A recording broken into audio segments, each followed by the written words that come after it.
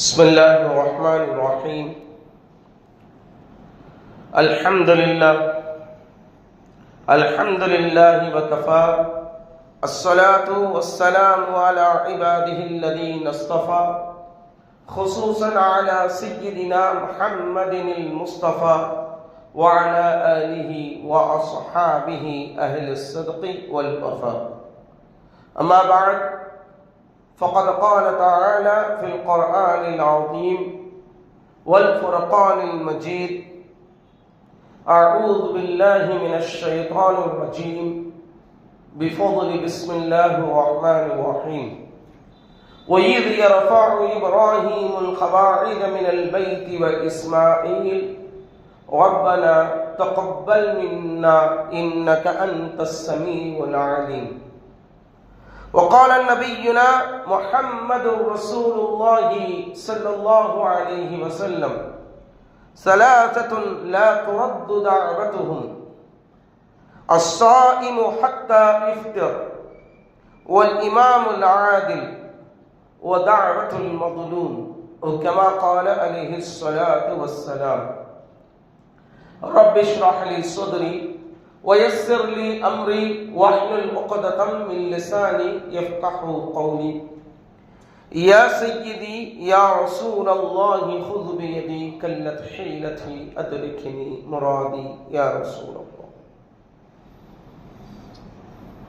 வல்லான் அல்லாஹுவை வாழ்த்தி, வல்ல நபி கண்மணி நாயகம் கருண்யத்தின் தாயகம் முஹம்மது ரசூலுல்லாஹி ஸல்லல்லாஹு அலைஹி வஸல்லம் அவர்களை போற்றி, வாஜிமிகு வலிமார்கள் பெரியோர்கள் ஆசிதனை நாடி எனதுரையை ஆரம்பம் செய்கின்றேன். கண்ணியத்திற்கும் பெருமதிப்பிற்கும் உரிய இஸ்லாமிய பெரியோர்களே, அன்பு சகோதரர்களே, உங்கள் அனைவருக்கும் ஆரம்பமாக எனது இனிய இஸ்லாமிய முகமனை தெரிவித்துக் கொள்கின்றேன். அஸ்ஸலாமு அலைக்கும் வரஹ்மத்துல்லாஹி வபரகாத்துஹு. அல்லாஹுடைய கிருபையால் புனித ரமதானை அடைந்து அதனுடைய இறுதி கட்டத்தில் இருக்கிறோம். இன்னும் 2 அல்லது 3 நோன்புகள் இந்த ரமதானும் கடந்து சென்றுவிடும். இந்த ரமதானை அடைந்து நோன்பு வைக்காதவர்கள் துரதிர்ஷ்டவாதிகள். பெருமானார் ஸல்லல்லாஹு அலைஹி வஸல்லம் சொன்னார்கள் அல்லவா, ஜிப்ரீல் அலைஹிஸ்ஸலாம் அவர்கள் ஆமீன் சொன்ன வார்த்தை, ரமதானை அடைந்து அந்த ரமதானிலே நோன்பு வைத்து இறைவனை தொழாதவர்கள் நாசமாகட்டும் என்று சொன்னார்கள். யார் வயதான காலத்தில் பெற்றோர்களை பெற்றுக்கொண்டு அவர்களுக்கு பணிவிடை செய்யவில்லையோ, அவர்களை சரியான முறையில் பராமரிக்கவில்லையோ, அவர்கள் நாசமாகட்டும் என்று சொன்னார்கள். பெருமானார் ஸல்லல்லாஹு அலைஹி வஸல்லம் அவர்களுடைய பெயரை கேட்டு யார் ஸலவாத்து சொல்லவில்லையோ அவரும் நாசமாகட்டும் என்று சொன்னார்கள். அப்படி ரமதானை அடைந்து வணக்கம் புரியாதவர்கள், நோன்பு வைக்காதவர்கள் துரதிர்ஷ்டவாதிகள். ஹஜ்ஜுக்கு போறோம், கஅபாவை காண்பதற்காக வேண்டி அங்க எல்லா அமல்களும் செய்த பின்னாலும் பாவங்கள் மன்னிக்கப்படாதவர்கள் துர்பாக்கியசாலிகள் தாங்க.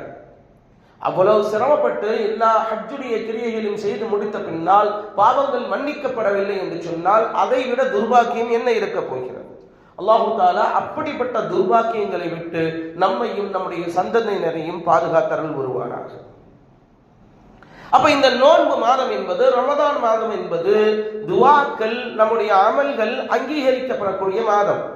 பெருமானார் ஸல்லல்லாஹு அலைஹி வஸல்லம் சொன்னார்கள்: ஸலாஸத்துன் லா துரத்து தஅவத்துஹு. 3 பேருடைய துஆ மறுக்கப்படாது. 3 பேர் துஆ செஞ்சாங்கன்னா அந்த துஆவை அல்லாஹ் தஆலா நிச்சயமாக ஏற்றுக்கொள்வான். அதில் முதலாவது அஸ்ஸாயிமு ஹத்தா யுஃப்திர், நோன்பு திறக்கின்ற வரை துஆ செய்யக்கூடிய ஒரு நோன்பாளி. ஒரு நோன்பாளுடைய துஆ அந்த இஃப்தாருடைய நேரம் வருகின்ற வரை அல்லாஹ் தஆலாவினால் ஏற்றுக்கொள்ளப்படும். வல் இமாமுல் ஆதில், நேர்மையான ஒரு தலைவனுடைய துஆ இறைவனால் ஒப்புக்கொள்ளப்படும். மூன்றாவது வதஅவத்துல் மظلوم, அநீதம் இழைக்கப்பட்டவனுடைய துஆ இறைவனால் அங்கீகரிக்கப்படும் என்று சொன்னார். இப்ப 3 பேருடைய துஆக்கள் அங்கீகரிக்கப்படும். அதில் முதலாவது ஒரு நோன்பாளி. அப்ப இந்த மாதம் என்பது துஆக்கள் அங்கீகரிக்கப்பட வேண்டிய, நம்முடைய அமல்கள் இறைவனால் ஏற்றுக்கொள்ளப்பட வேண்டிய ஒரு மாதம். நோன்பு திறக்கும் போது துஆ செய்யறோம்ல, என்ன சொல்றோம்? அல்லாஹும்ம லக்க சும்து வ பிகா ஆமன்து வ அலைக தவக்கல்து, இதெல்லாம் சொல்லிட்டு வ அலா ரிஸ்கிக அஃப்தர்து, உன்னுடைய ரிஸ்கை கண்டே நோன்பு திறந்தேன், ஃபதகப்பல் மின்னி, என்னிடமிருந்து இந்த நோன்பை ஏற்றுக்கொள்வாயாக. அதான் முக்கியம். நோன்பு வைப்பது முக்கியம் அல்ல, நோன்பு திறப்பது முக்கியம் அல்ல, அந்த நோன்பு ஏற்றுக்கொள்ளப்பட வேண்டும். ஏற்றுக்கொள்ளப்படாத நோன்பு என்பது அதில் என்ன பலன் இருக்கு? இந்த ஹதீஸை பார்த்தீங்கன்னா அப்துல்லா இப்னு அப்பாஸ் ரலியல்லாஹு தஆலா அன்ஹு அறிவிக்கிறாங்க. இந்த வார்த்தையை சொல்வதை அவங்க எப்படி சொல்லுவாங்கன்னா, பெருமானார் சொன்னதாக சொல்கிறார்கள், அல்லாஹும்ம லக்க சும்து வ அலா ரிஸ்கிக அஃப்தர்து ஃபதகப்பல் மின்னி இன்னக அன்தஸ் ஸமீஉல் அலீம், இறைவா எங்களிடம் இருந்து இந்த அமலை ஏற்றுக்கொள்வாயாக, நீ கேட்கக்கூடியவன், அறிந்தவன். அப்போ ஒரு அங்கீகாரம் கிடைக்கல அப்படின்னா அமல்களுக்கு எந்த பலனும் இல்லை. ஒரு விருந்துக்கு போறோம், ஒரு விருந்துக்கு போனா நம்ம சாப்பிடலாம் இல்லையா? கல்யாணத்துக்கு போறோம் அப்படின்னா பந்தியில உட்கார்ந்து சாப்பிட்டுடலாம். ஆனால் அதே நேரத்துல அந்த வீட்டுக்காரர், அந்த கல்யாணத்தை நடத்தக்கூடிய பெண்ணின் தந்தை அல்லது மாப்பிள்ளையின் தந்தை உங்களை கையை பிடிச்சி கூட்டு போய் பந்தியில உட்கார வச்சு சாப்பிட்டு வச்சா எப்படி இருக்கும்? அதுதான் அங்கீகாரம். நம்ம மனசு சந்தோஷமா இருக்கும். நம்ம கூப்பிட்டதுக்கு என்ன செய்யறாங்க, பந்தியில வச்சு நல்லா கவனிச்சாங்க அப்படின்னு சொல்லுவோம். விருந்து கிடைத்து விடும், அவங்க கூப்பிடாட்டாலும் போய் பந்தில உட்கார்ந்து சாப்பிடலாம். ஆனால் அவர்கள் கையை பிடிச்சு கொண்டு உட்கார வச்சா எவ்வளவு மகிழ்ச்சி இருக்கும். அப்ப இந்த அமல்கள் என்பது வெறுமனை செய்வது மட்டுமல்ல, அது முழுமையான முறையில் நமக்கு மன மகிழ்ச்சியை தர வேண்டும். இறைவனிடத்தில் அதனுடைய அங்கீகாரம், அதனுடைய மரியாதை இருக்கும். இறைவன் பெருமானார் ஸல்லல்லாஹு அலைஹி வஸல்லம் சொல்றாங்க இல்லையா, கந்தல் துணியை வீசி எறிவது போன்று சில பேருடைய அமல்கள் வீசி எறியப்படும் அப்படின்னு. அல்லாஹ் பாதுகாக்க வேண்டும். அப்படிப்பட்ட அமல்களாக நம்முடைய அமல்கள் இருக்கக்கூடாது. இறைவனுடைய அங்கீகாரத்தை, முழுமையான கபூலியத்தை பெற்றுக்கொள்ள வேண்டும். அல்லாஹு தஆலா நம் அனைவருக்கும் அந்த தௌஃபீக்கை அருள்வானாக. கபூலியத்துனா என்ன? இறைவனால் ஏற்றுக்கொள்ளப்படுவது, அங்கீகரிக்கப்படுவது. ஏன்னா எப்போ ஒரு அமல் இறைவனால் அங்கீகரிக்கப்படுதோ அப்பதான் அந்த அமல் என்பது முழுமையாகும். அது எந்த அமலாக இருந்தாலும் சரி. இல்லைன்னா நம்ம பேருக்கு சொல்லலாம், நான் அமல் செஞ்சுட்டேன், தொழுதுட்டேன், ஜகாத் கொடுத்துட்டேன், நோன்பு வச்சுட்டேன்னு சொல்லலாம். ஆனால் அந்த அமல் என்பது இறைவனால் அங்கீகரிக்கப்படவில்லை என்று சொன்னால் அந்த அமலுக்கு எந்த பலனும் இல்லை. அமல் சிஹத்தாயிடும். அப்படித்தானே? பள்ளிக்கு வந்தோம், 4 ரக்காத் லஹர் தொழுதும் முடிஞ்சு, 3 ரக்காத் மக்ரிப் தொழுதும் முடிஞ்சு, பிரச்சனை இல்லை. நோன்பு வச்சுட்டோம், காலையில சாயங்காலம் வரைக்கும் சாப்பிடாம இருந்தோம், நோன்பு முடிஞ்சு போச்சு. ஆனால் அந்த அமல் அங்கீகரிக்கப்பட்டதா அப்படின்றது ரொம்ப முக்கியம். ஒரு கடைக்கு போறோம், ஒரு பொருள் வாங்குவதற்காக வேண்டி, அந்த பொருள் இல்லை இன்னொரு பொருள் தர அப்படின்னு சொன்னா அந்த கடைக்காரர்கிட்ட நம்ம வாங்குவோம். அரிசி வாங்க போறோம், அரிசி இல்லைங்க கோதுமை தான் இருக்கு, எடுத்துட்டு போங்கன்னு சொன்னா நம்ம என்ன சொல்லுவோம்? இல்லைங்க எனக்கு அரிசி தான் வேணும்னு சொல்லுவோம். இப்ப நமக்கு என்ன பொருள் பிடிக்கிறதோ அதுதான் கேட்போம். அப்ப நம்முடைய அமல்கள் இறைவனிடத்தில் போகும்போது இறைவனால் அங்கீகரிக்கப்பட்ட அமலாக இருக்க வேண்டும். இப்படி நமக்கு என்ன பொருள் பிடிச்சாதான் அந்த பொருளை வாங்குவோம். அப்ப இறைவனுக்கு பிடித்தமான அமலாக நம்முடைய அமல் இருக்கணுமா இல்லையா? இப்ப இந்த இறைவா ஏற்றுக்கொள் எங்களுடைய அமல்களை அப்படின்றது நபிமார்கள் துஆ செய்தார்கள். இப்ராஹிம் அலைஹிஸ்ஸலாம் தன்னுடைய மகனார் இஸ்மாயில் அலைஹிஸ்ஸலாமோட சேர்ந்து கஅபாவை கட்டுறாங்க இறைவனுடைய கட்டளைப்படி. அந்த வார்த்தை அல்லாஹ் எப்படி குர்ஆன்ல சொல்றான்? ஒயிது யர்ஃபஉ இப்ராஹீம் கவாஈத மினல் பைத்தி வ இஸ்மாயில். இப்ராஹிம் அலைஹிஸ்ஸலாம் அவர்களும் இஸ்மாயில் அலைஹிஸ்ஸலாம் அவர்களும் கஅபாவை கட்டி முடித்தார்கள். கட்டி முடித்து என்ன சொன்னாங்க? ரப்பனா தகப்பல் மின்னா இன்னக அன்தஸ் ஸமீஉல் அலீம். இறைவா எங்களிடமிருந்து இந்த அமலை ஏற்றுக்கொள்வாயா. என்ன அமல் அது? இறைவன் சொன்ன அமல், இறைவனுடைய இல்லம், வேறு எந்த அமலும் கிடையாது. இறைவன் கட்ட சொன்ன அவனுடைய இல்லம். இன்று வரை நாம் முன்னோக்கக்கூடிய அந்த கஅபா, அந்த கஅபாவை கட்டிய பின்னால் இப்ராஹிம் அலைஹிஸ்ஸலாம் என்ன செய்றாங்க? ரப்பனா தகப்பல் மின்னா, இறைவா எங்களிடமிருந்து இந்த அமலை ஏற்றுக்கொள்வாயா. இன்னைக்கு வரைக்கும் நம்ம தொழுகையில பெரும்பாலும் இந்த துஆவை ஓதுவோம், ரப்பனா தகப்பல் மின்னா இன்னக அன்தஸ் ஸமீஉல் அலீம். ஒவ்வொரு தொழுகையிலும் பெரும்பாலும் இமாம்கள் இந்த துஆவை ஓதுவாங்க. தொழுவது முக்கியம் அல்ல, அந்த தொழுகை என்பது ஏற்றுக்கொள்ளப்பட வேண்டும். இறைவா ஏற்றுக்கொள்வாயாக. இம்ரானுடைய மனைவி மரியம் அலைஹிஸ்ஸலாமுடைய தாயார் ஹன்னா, அவங்க வயிற்றுல குழந்தை உண்டாயிருக்காங்க மரியம் அலைஹிஸ்ஸலாம். அந்த குழந்தையை நேர்ச்சை செய்கிறார்கள். அப்போது அவங்க என்ன சொன்னாங்க அப்படின்றத அல்லாஹ் சூரத் ஆல இம்ரான்ல சொல்றான். ரப்பி இன்னி நதர்து லக மா ஃபீ பத்னி முஹர்ரரன், இறைவா என்னுடைய வயிற்றில் இருக்கக்கூடிய இந்த குழந்தையை உனக்காக நேர்ச்சை செய்தேன். ஃபதகப்பல் மின்னி, என்னிடமிருந்து இதை ஏற்றுக்கொள்வாயாக. இன்னக அன்தஸ் ஸமீஉல் அலீம். பாருங்க, வசனங்கள்ல இப்ராஹிம் அலைஹிஸ்ஸலாம் சொன்னது, மரியம் அலைஹிஸ்ஸலாமுடைய தாயார் சொன்னது எல்லாமே அதே வார்த்தை. தகப்பல் மின்னி, இறைவா என்னிடமிருந்து இதை ஏற்றுக்கொள். இன்னக அன்தஸ் ஸமீஉல் அலீம், நீ கேட்கக்கூடியவன் மிக்க அறிந்தவன். பெருமானார் ஸல்லல்லாஹு அலைஹி வஸல்லம் அவர்களும் இதே துஆவை செய்தார்கள். பெருமானார் ஸல்லல்லாஹு அலைஹி வஸல்லம் அவர்கள் இதே துஆவை செய்தார்கள், நமக்கு செய்ய சொல்லி கற்றுக் கொடுத்தார்கள். குர்ஆன் கொடுத்த பின்னாடி ஹஜ் பெருநாள்ல உலஹியா கொடுப்போம் இல்லையா, ஆடு அறுத்த பின்னாடி என்ன துஆ ஓதணும் பெருமானார் சொல்லி கொடுத்தார்கள். அல்லாஹும்ம பிஸ்மில்லா, முதல்ல பிஸ்மில்லா சொல்லி அடுத்துட்டு அல்லாஹும்ம தகப்பல் மின் முஹம்மதின் வ ஆலி முஹம்மதின் வ மின் உம்மதி முஹம்மதின்.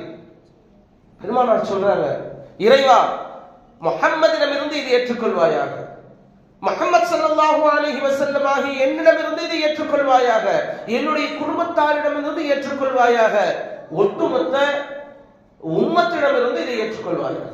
இப்ப இன்னைக்கு நம்ம அடுத்த பின்னாடி துவா ஓதணும். எப்படி துவா ஓதணும்? பேரை சேர்த்து ஓதணும். அல்லாஹும்ம தகப்பல் மின், பேர் யாரு பேரோ சொல்லிட்டு அந்த துவா ஓதணும். அல்லாஹும்ம தகப்பல் மின் அப்துல் காதர் கமா தகப்பல்த மின் ஹலீலுக இப்ராஹிம் வ மின் ஹபீபிக முஹம்மதின் ஸல்லல்லாஹு அலைஹி வஸல்லம். இந்த துவா ஓதணும். இறைவா எவ்வாறு உன்னுடைய நேசர் இப்ராஹிம் அலைஹிஸ்ஸலாமிடம் இருந்து எங்களுடைய இறை தூதர் பெருமானார் ஸல்லல்லாஹு அலைஹி வஸல்லம் அவர்களிடமிருந்து ஏற்றுக்கொண்டாயோ அதே போன்று இந்த குர்பானியை எங்களிடமிருந்து ஏற்றுக்கொள்வாயாக அப்படின்னு துவா செய்யணும். இப்ப எல்லா நேரங்களிலும் துவா செய்கிறோம். ஒவ்வொரு அமல் செய்த பின்னாலும் துவா செய்ய வேண்டும். அது சின்ன அமலாக இருக்கலாம், பெரிய அமலாக இருக்கலாம். இறைவா இதை ஏற்றுக்கொள்வாயாக, இறைவா இதை அங்கீகரித்துக் கொள்வாயாக, இறைவா இதை ஒப்புக்கொள்வாயாக, இறைவா இதற்கு கூலியை பொருத்தமான கூலியை பொருத்தமான நிரப்பமான கூலியை தருவாயாக. இது துவா செய்யணும். துவா செஞ்சாதான் நாம் செய்த அமல்கள் முழுமை வரும். பெருமானார் ஸல்லல்லாஹு அலைஹி வஸல்லம் அவர்கள் ஒவ்வொரு நாள் காலையில் எழுந்தவுடன் ஒரு துவா செய்தவர். காலையில் எந்திரிச்சவுடனே வழக்கமாக ஒரு துவா செய்வார்களாம். என்ன துவா தெரியுமா?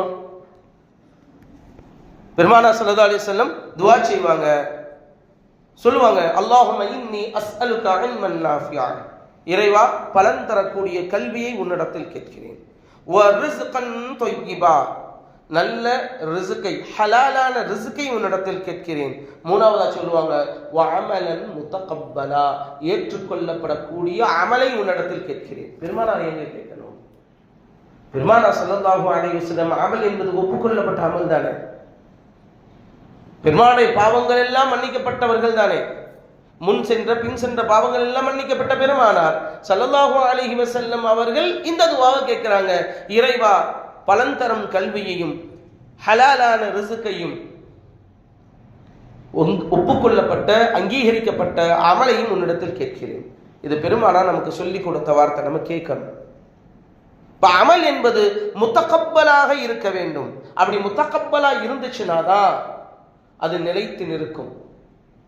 இந்த உலகத்திலும் நிலைத்து நிற்கும், மறு உலகத்திலும் நிலைத்து நிற்கும். மறு உலகத்தில் நமக்கு நன்மையுடைய தராசில் வந்து சேரும். அப்படி அமல்கள் அங்கீகரிக்கப்படலை அப்படின்னு சொன்னா அந்த அமல்கள் வெற்று காகிதம் அல்லது வெற்று துணிதான், அது கந்தல் துணி. அல்லாஹ் பாதுகாக்க வேண்டும். இப்ராஹிம் அலைஹிஸ்ஸலாம் அவர்களை பற்றி அல்லாஹ் சொல்றான், அவங்க தன்னுடைய மகன் இஸ்மாயில் அலைஹிஸ்ஸலாமை அறுப்பதற்காக போனாங்க. அதற்கு பின்னால் அல்லாஹு தஆலா அதுக்கு பகரமா ஒரு ஆட்டை கொண்டு அனுப்பி வைத்தான். ஆட்டை அறுத்தாங்க. அல்லாஹ் அதை பற்றி சொல்லும் போது சொல்றான், ஒரு மிகப்பெரிய ஒரு பகரத்தை அல்லாஹு தஆலா நாம் உங்களுக்கு கொடுத்தோம்னு சொல்லிட்டு அடுத்து சொல்றான், பிந்தைய சமுதாயங்களில் அவருடைய புகழை நிலைக்க செய்தோம் அப்படிங்கிறான். எப்படி முக்கியமான விஷயம், இப்ராஹிம் அலைஹிஸ்ஸலாமுடைய புகழை நிலைக்க செய்தோம். சலாமுன் அலா இப்ராஹிம், இப்ராஹிம் அலைஹிஸ்ஸலாம் மீது சலாம் நிலவட்டும். அப்ப நம்முடைய செயல் என்பது காலாகாலத்திற்கும் நிலைத்து நிற்க வேண்டும். இமாம்களை பத்தி சொல்றோம். இமாம் அபு ஹனீஃபா, இமாம் ஷாஃபி, இமாம் மாலிக், இமாம் அஹ்மத் இப்னு ஹம்பல், இன்னைக்கு வரைக்கும் எத்தனை நூற்றாண்டுகள் கடந்து விட்டன. கிட்டத்தட்ட 12-13 நூற்றாண்டுகள் அபு ஹனீஃபா, இமாம் அபு ஹனீஃபாலாம் வஃபாத் ஆகி. ஆனா இன்னைக்கும் அவருடைய புகழ் நிலைத்து நிற்குது. உலகம் முழுக்க இருக்கக்கூடிய மக்கள் எல்லாம் அவருடைய சட்டங்களை சொல்கிறார்கள், அவர்களை பற்றி பேசுகிறார்கள். என்ன அர்த்தம்? இறைவன் அங்கீகரித்துக் கொண்டான் என்ற ஒரு ஹதீஸ்களை தொகுத்த இமாம்கள், இமாம் புகாரி, இமாம் முஸ்லிம், இமாம் திருமிதி, இமாம் அபூ தாவூத், யோசிச்சு பாருங்க. இது போன்ற இமாம்கள், இவர்களுடைய பெயர் இன்னைக்கு வரைக்கும் நிலைத்து நிற்கா இல்லையா? இன்னைக்கு வரைக்கும் அவங்களை பத்தி பேசுறோம்ல. இந்த ஹதீஸ் எந்த கிரந்தத்தில் வருகிறது? இமாம் புகாரி பதிவு செஞ்சிருக்காங்களா, இமாம் முஸ்லிம் பதிவு செஞ்சிருக்காங்களா அப்படின்னு கேட்கிறோம். அப்ப என்ன அர்த்தம்? இதெல்லாம் இறைவனால் அங்கீகரிக்கப்பட்ட அமல்கள். சில அமல்கள் என்பது காலம் கடந்தும் நிற்கும், பல நூற்றாண்டுகள் கடந்தாலும், ஏன் மறுமை நாள் வருகின்ற வரை நிலைத்து நிற்கும். சில பேருடைய புகழ், சில பேர் செய்த அமல்கள், அவர்கள் செய்தது இறைவனுக்காக செய்த அமல்கள். ஹதீசுகளை தொகுத்தாங்க அப்படின்னு சொன்னா தன்னுடைய புகழுக்காக அல்ல, தன்னுடைய பெருமைக்காக அல்ல, இறைவனுக்காக, இறை தூதருடைய மொழிகளை தொகுக்க வேண்டும் என்பதற்காக வேண்டி செய்தார்கள். அல்லாஹ்வுடைய புகழை நிலைக்க செஞ்சான். இன்னைக்கு நிறைய நிறுவனங்களை பார்க்கலாம். பல நூற்றாண்டுகள் கடந்தும் கல்வி நிறுவனங்கள் நிலைத்து நிற்கும். எகிப்தில் இருக்கக்கூடிய அஸ்ஹர் பல்கலைக்கழகம், இது மாதிரி நிறைய கல்வி நிறுவனங்களை சொன்னார். பல அரபிக் கல்லூரிகள், தமிழ்நாட்டில் கூட பல அரபிக் கல்லூரிகள், நூற்றாண்டுகளை கடந்து இருக்கக்கூடிய அரபிக் கல்லூரிகள், ஏன் கலை மற்றும் அறிவியல் கல்லூரிகள், நம்முடைய திருச்சியில் இருக்கக்கூடிய ஜமால் முகமது கல்லூரி, இது போன்ற கல்லூரிகள் எல்லாம் பல ஆண்டுகள் கடந்த பின்னாலும் அதனுடைய புகழ் அப்படியே நிலைச்சு நிற்கிது. இதுக்கெல்லாம் அடிப்படை காரணம் என்ன தெரியுமா? அவர்கள் அந்த கல்லூரிகளை நிர்மாணித்தவர்கள், அந்த பல்கலைக்கழகங்களை அல்லது கல்வி நிறுவனங்களை உருவாக்கியவருடைய எண்ணம். அவங்க என்ன சொல்லியிருப்பாங்க? இறைவா இந்த அமலை ஏற்றுக்கொள்வாயாக என்று துஆ செய்வாங்க. இப்ப இந்த அமல்கள் ஏற்றுக்கொள்ளப்பட வேண்டும் கடைசி வரைக்கும். சில நேரங்கள்ல நம்முடைய அமல்கள்ல குறை இருந்தது என்று சொன்னால், அல்லது நாம் செய்யக்கூடிய அமல்கள்ல கொஞ்சம் ஒரு தெனாவட்டு திமிருன்னு சொல்லுவோம்ல, அதெல்லாம் இருந்துச்சுன்னா நம்ம தான் நல்ல அமல் செய்யறோமே, இறைவன் ஏற்றுக்கொள்வானே அப்படின்னு நினைச்சோம்னா அதனுடைய விளைவு மோசமாக இருக்கும். ஏன்னால் இறுதி வரை அது என்ன நிலையில் இருக்கு நமக்கு தெரியாது. அதான் ஆரம்பத்திலே சொன்ன, அது இறைவனால் ஒப்புக்கொள்ளப்பட வேண்டும். இஸ்லாமிய வரலாற்றுல ஒரு நிகழ்வு, ஒரு மோசமான நிகழ்வுன்னு சொல்லலாம். ஒரு மிகப்பெரிய அறிஞர் அப்துல்லா அந்துலூசி, ஸ்பெயின் நாட்டை சார்ந்தவர், ஒரு மிகப்பெரிய அறிஞர். லட்சக்கணக்கான ஹதீசுகளை மனப்பாடம் பண்ணவர், குர்ஆனை மனப்பாடம் பண்ணவர், ஆயிரக்கணக்கான மாணவர்களுடைய ஆசிரியர். அவருக்கு அறிவை பற்றி ஒரு பெருமை இருந்தது, தான் பெரிய ஒரு அறிவாளி அப்படின்னு ஒரு மமதை, திமிர் அவரிடத்தில் இருந்தது. ஒரு நாள் மாணவர்களோடு ஒரு ஊருக்கு போயிட்டு இருக்காரு. அந்த ஊரில் கிறிஸ்துவ சகோதரர்கள் நிறைய பேர் இருக்காங்க. இப்ப அவங்க பார்க்கும்போது இவர் மனசுக்குள்ள ஒரு எண்ணம் தோணுது, என்ன இவங்க முட்டா பசங்க, இறைவனுக்கு இணையாக வணங்கி கொண்டிருக்கிறார்கள், ஏதோ நமக்கு இருக்கிற அறிவினால் நம்ம தப்பிச்சிட்டோம், இறைவன் தான் நமக்கு ஹிதாயத்தை கொடுத்தான் என்ற எண்ணம் வேண்டும், இறைவன் தான் இந்த அறிவை கொடுத்தான் என்ற எண்ணம் வேண்டும். அப்படி இல்லாம தான் செய்யக்கூடிய அமல் தான் தான் செஞ்சோம் அப்படின்ற அந்த திமிர் வந்துச்சு அப்படின்னா, அந்த தவறான எண்ணம் வந்துச்சு அப்படின்னா அதில் பலன் இருக்காது. அதுக்கு உதாரணம் தான் இந்த மனிதர் அப்துல்லா அந்துலூசி. அவர் என்ன நினைச்சாரு, நம்ம தப்பிச்சிட்டோம் அப்படின்னு நினைச்சுக்கிட்டு கொஞ்ச தூரம் அப்படியே போனாரு. போகும்போது ஒரு கிணத்தடியில ஒரு பெண்ணை பார்க்கிறாரு. பெண்ணை பார்த்தவுடனே இவருக்கு பிடிச்சு போச்சு. அந்த பெண்ணை திருமணம் செய்ய வேண்டும் என்ற ஆசை வந்தது. மாணவர்கள் அனுப்பிச்சுட்டு நேரம் அந்த வீட்டுக்கு போனாரு. அது கிறிஸ்துவ குடும்பத்தை சார்ந்த பெண். அப்ப அந்த பெண்மணிட்ட போய் அவங்க வீட்டுல பொண்ணு கேட்கிறார். அப்ப அவங்க சொன்னாங்க, நீங்க எந்த ஊருன்னு தெரியாது, வெளியூருக்காரரு, என்ன ஒண்ணு செய்யுங்க, சில நாட்கள் எங்களோடு தங்கியிருங்கள், சில நாட்கள் எங்களோடு தங்கியிருங்கள், எங்களது பன்றிகளை மேய்க்க வேண்டும், அல்லாஹ் பாதுகாக்க வேண்டும். அந்த மனிதர்கிட்ட சொல்றாங்க, பன்றிகளை மேய்க்க வேண்டும், எங்களோடு சேர்ந்து இருக்கணும் அப்படின்ன மயக்கத்தில் அவரும் கூட சேர்ந்து எல்லா வேலையும் செய்கிறார். பல நாட்களை காணாமே ஆசிரியர் அப்படின்னு சொல்லி மாணவர்களில் ஒருவர் ஷிப்லி ரஹ்மத்துல்லாஹி அலைஹி வந்து பார்க்கிறாங்க. பார்த்தால் ஒரு பங்கரையான கோலத்துல பன்றிகளை மேய்த்துக் கொண்டிருக்கிறார் அவர்களுடைய ஆசிரியர். அவருக்கு ஹதீஸ் எல்லாம் மறந்து போச்சு, குர்ஆன் ஆயத்தெல்லாம் மறந்து போச்சு. அவருக்கு நினைவு இருந்தது ஒரே ஒரு வசனம் நினைவு இருந்ததான். என்ன தெரியுமா? ஒமை யுஹ்னில்லாஹு ஃபமா லஹு மின் முக்ரிம். யாரை அல்லாஹ் இழிவுபடுத்துகிறானோ அவரை சங்கைப்படுத்தவர் யாரும் இல்லை. ஒரே ஒரு ஹதீஸ் ஞாபகம் இருக்கு, ஒமன் பத்தல தீனஹு ஃபக்துலூஹு. யார் தன்னுடைய மார்க்கத்தை மாற்றிக்கொண்டானோ அவனை கொன்று விடுங்கள். இந்த ஹதீஸ் தான் ஞாபகம் வந்துச்சு. அதுக்கப்புறம் அவர் அழுது அவருடைய மாணவர் ஷிப்லி ரஹ்மத்துல்லாஹி அலைஹி அவர்கள் என்ன செஞ்சாங்க? அவரை ஆற்றுப்படுத்தி தேற்றுப்படுத்தி அங்கிருந்து கூட்டிட்டு போனாங்க. அல்லாஹ் அவருக்கு ஹிதாயத்தை கொடுத்தான் என்பது வரலாறு.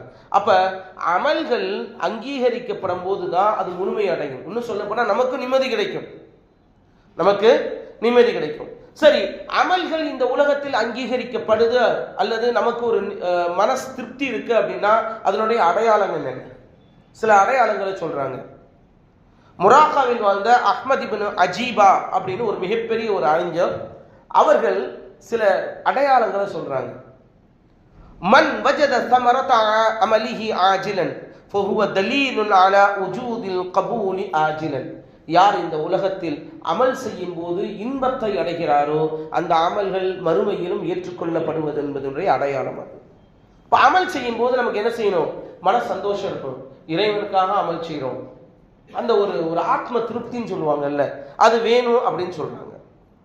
அப்ப தொழுகை ஏற்றுக்கொள்ளப்படுது, நமக்கு முழுமையா அந்த தொழுகை நிறைவேற்றப்படுது அப்படின்றது அடையாளம் என்ன தெரியுமா? அவங்க சொல்றாங்க, ஃபமின் அலாஇமி கபூலிஸ் ஸலாத்தி ஐ யஷ்உரல் முஸல்லி ஃபீஹா பிலzzத்தில் இக்பாலி அலல்லாஹ்.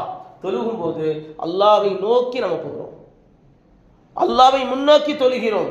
இறைவன் அவனை அமலை பார்க்கிறான், இறைவனிடத்தில் இறைவனுடைய சந்ததியில் நம்முடைய அமல்கள் சமர்ப்பிக்கப்படுகிறது அப்படின்ற எண்ணத்தோடு ஒருத்தர் இருந்தார் அப்படின்னு சொன்னா தொழுகை அங்கீகரிக்கப்படுவதின் அடையாளம்.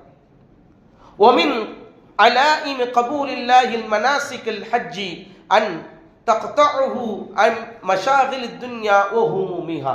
ஹஜ்ஜுடைய அடையாளம் என்ன தெரியுமா? ஹஜ்ஜு ஏற்றுக்கொள்ளப்படுவதுடைய அடையாளம், ஹஜ்ஜுக்கு போயிட்டோம்னா உலகத்துடைய எந்த சிந்தனையும் வராமல் இருப்பது. அங்க போய் அரஃபால உட்கார்ந்துக்கிட்டு உலகத்தினுடைய சிந்தனைகள் அல்லது கடை வியாபாரத்தை பற்றி சிந்திக்காமல், அல்லது முஸ்தலிஃபால இருக்கும்போது மீனால எங்க இருந்தாலும் சரி, ஹஜ்ஜுடைய கிரியைகளின் போது தவாஃபின் போது எங்க இருந்தாலும் சரி, உலகத்தினுடைய சிந்தனை இல்லாமல் இறைவனுடைய சிந்தனையோடு அமல்கள் செய்வது ஹஜ் அங்கீகரிக்கப்படுவதின் அடையாளம்.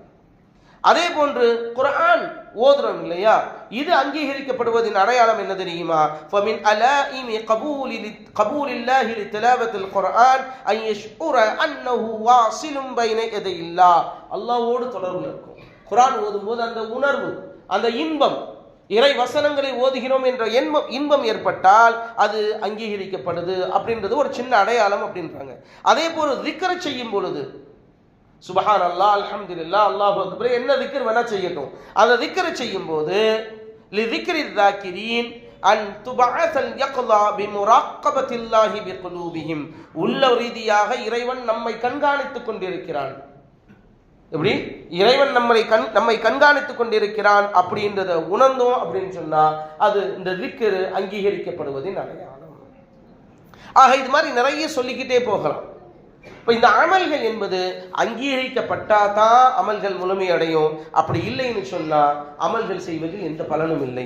ஆக வருடத்தினுடைய 12 மாதங்களில் மிக முக்கியமான மாதம் இந்த ரமதானுடைய மாதம் என்று சொன்னால், மற்ற மாதங்களில் மாசம் முழுக்க நம்ம அமல் செய்வது கிடையாது, நோன்பு வைப்பது இல்லை, இது போன்று தொழுவது இல்லை. இரவு வணக்கம் தராவிய தொழுகை என்று இத்தனை ரக்காத்துகள், இத்தனை இன்னும் சொல்ல போனா தஹஜ்ஜுதெல்லாம் மற்ற மாதங்களில் தொடர்ச்சியா தொழுவோமா அப்படின்றது சந்தேகம்தான். ஆனால் ரமதானில் கிட்டத்தட்ட முழுமையாக தொழக்கூடிய சகோதரர்கள் நிறைய பேர் இருக்கும். அப்ப இந்த அமல்கள் ஒப்புக்கொள்ளப்படக்கூடிய இந்த ரமதான் மாதத்துல நம்ம அமல்கள் நிறைய செஞ்சிருக்கோம். அமல்கள் செய்வது முக்கியம் அல்ல, அந்த அமல்கள் இறைவனத்தில் முழுமையாக அங்கீகரிக்கப்பட வேண்டும். வல்லாஹ் அல்லாஹு தஆலா நாம் வைத்த நோன்புகள், நாம் தொழுத தொழுகைகள், நாம் செய்த தர்மங்கள், ஜகாத்துகள், ஓதிய குர்ஆன்கள், செய்த திக்ர்கள், நாளை அதாவது பெருநாளை இன்னும் 2-3 நாட்கள் கழித்து பெருநாளுக்கு செய்யக்கூடிய சதகத்துல் ஃபித்ர் இருந்து அனைத்து அமல்களையும் அங்கீகரித்துக் கொள்வானாக, அனைத்து அமல்களையும் கபூலியத் செய்து கொள்வானாக. அனைத்து அமல்களையும் முழுமையாக ஏற்றுக்கொள்வானாக. அந்த அமல்களுக்குரிய கூலியை முழுமையாக நிரப்பமாக தருவானாக. அந்த அமல்களுடைய கூலியை மறுமையிலே நம்முடைய மீசான் தராசிலே முழுமையாக ஆக்கி வைப்பானாக.